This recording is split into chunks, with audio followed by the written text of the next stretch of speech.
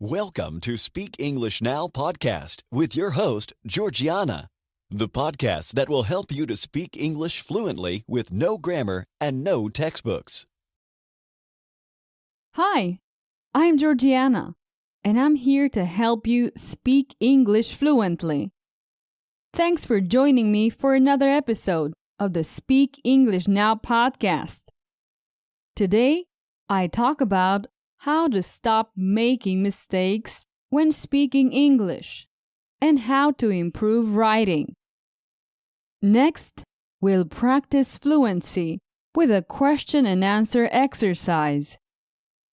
If you want the complete courses with hours of audio designed to develop your fluency, don't hesitate. Visit speakenglishpodcast.com/courses. There are several levels. Okay, let's start. Many students ask me over the years how to avoid making mistakes when speaking English. And that's an excellent question. As you know, the best way to become fluent in English is by listening to plenty of content that's easy for you to understand. You should comprehend 90% of the content. Otherwise, it is too difficult for you.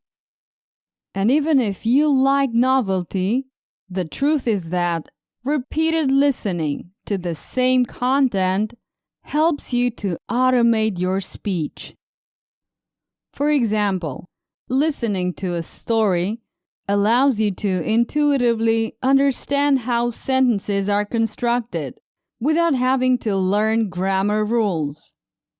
This way, you will be less insecure when speaking because you will not have to constantly think about whether you're making mistakes. To speak fluently, you have to do it without worrying whether you speak perfectly. So, as I was saying, it is very important to listen to understandable content. That is, depending on your English level, it is necessary to select the content that is not difficult to understand. A typical mistake is to listen to content that is too complex, with the idea of trying to force progress. It is always better to lower the level until it's easy to understand most of the words. This way, the brain is in comprehension mode. If it's too difficult, your brain eventually switches off and stops paying attention. Students have also asked me if it's a bad idea to consult the grammar rules, and how can you improve your English writing. The typical student using my courses has already studied some English with some formal grammar and is frustrated because he or she cannot speak. That's why I insist that to improve fluency, it is necessary to listen a lot and not rely on formal rules to produce the language. Having this clear, there's nothing wrong with consulting a grammar book. Regarding writing well, it is very important to read a lot, and above all, to read text similar to what you want to write. For example, if you want to write a text that describes things that happen nowadays, reading many newspaper articles may be a good idea. That's the basis. Read a lot. Of course, practicing is also essential, but I would spend the time this way: 90% reading and 10% writing. If you're really motivated, a good exercise is to read an article a couple of times and then try to write a summary without looking at the article. If possible, using expressions and vocabulary specific to the article. Then, consult the article and analyze what you could have done better. On the other hand, we have to keep in mind that the process of learning a language involves making many mistakes, both spoken and written. This is normal. As you progress, you make fewer and fewer mistakes. Over time, you start speaking intuitively, just like a native speaker. Most of them speak fluently without knowing the specific grammar rule. They just know when a sentence sounds wrong. This is the ability that we want to develop. We can observe, for example, how children make quite a few mistakes. And after many hours of listening and reading, those diminish over time. Many teachers try as much as possible to prevent the learner from making mistakes from the beginning. But this ends up damaging spontaneous speaking, which is strongly linked to the development of fluency. It also generates unnecessary anxiety. If you have questions like this, you can send me a message through my website, speakenglishpodcast.com.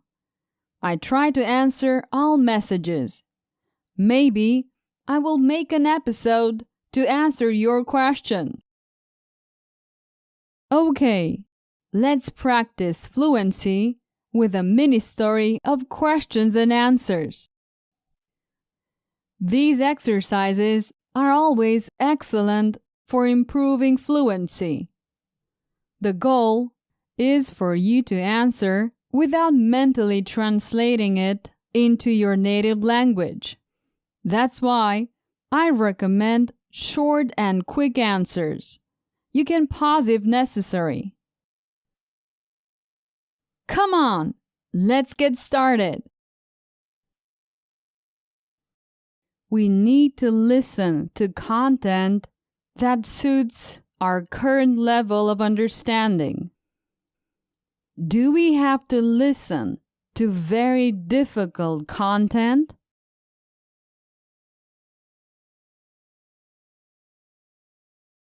No. We don't have to listen to very difficult content. We have to listen to content that suits our current level of understanding. What has to be adapted to our current level of understanding?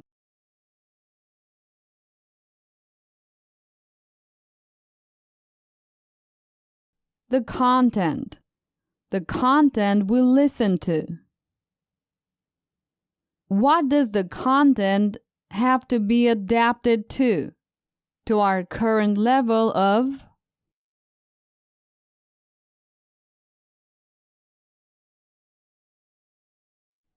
Our current level of understanding, to our current level of comprehension. To write correctly, we need to read many texts on topics similar to what we want to write. Is it necessary to read Shakespeare's plays to write correctly?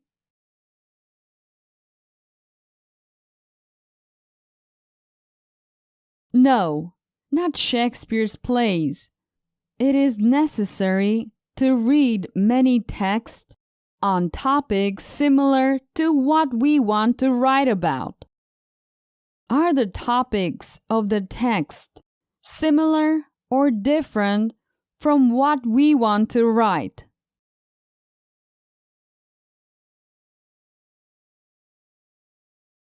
Similar. The topics of the text are similar. Why is it necessary to do that? to read correctly?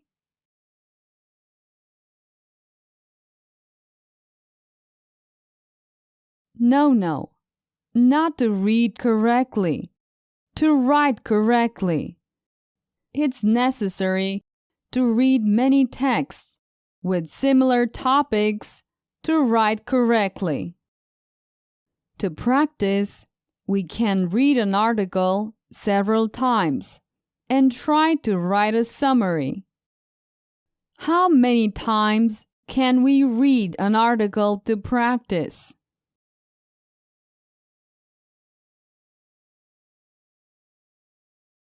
A couple of times. We can read an article a couple of times to practice. Why do we need to read an article?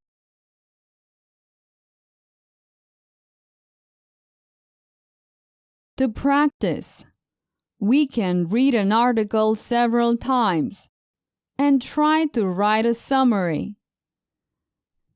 Over time, you start speaking intuitively, just like a native speaker. Do you start writing intuitively over time?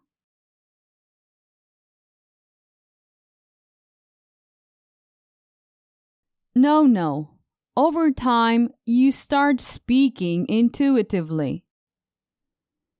How do you start speaking? Automatically?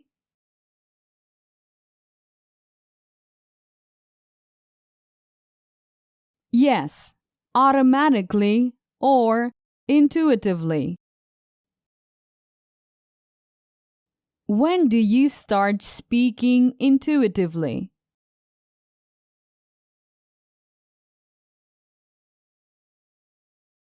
Over time. Over time, you start speaking intuitively, just like a native speaker. Do you start speaking by memorizing boring grammar rules?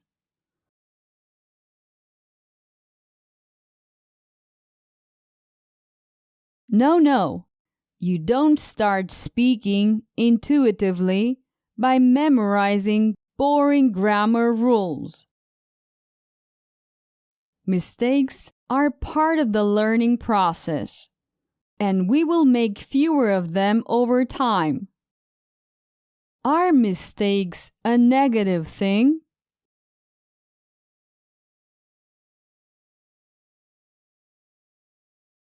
No, not really. Mistakes are part of the learning process. Will we make fewer or more mistakes over time?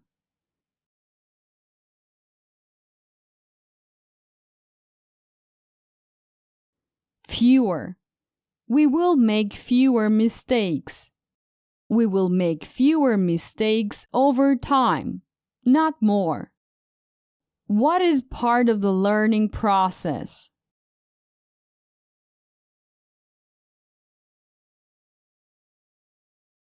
Mistakes. They are part of the learning process. Okay, that's the end of this short exercise.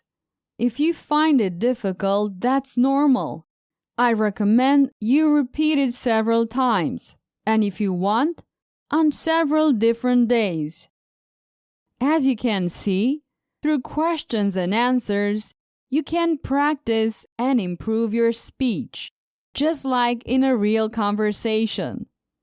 It is one of the techniques that I use in my premium courses. I recommend you to take a look at speakenglishpodcast.com/courses. Okay, we have reached the end of this episode. Repetition will help you improve your English fluency, so make sure you listen to my podcast episode several times. See you soon. Bye-bye. Did you enjoy today's episode? Get the transcript now at speakenglishpodcast.com.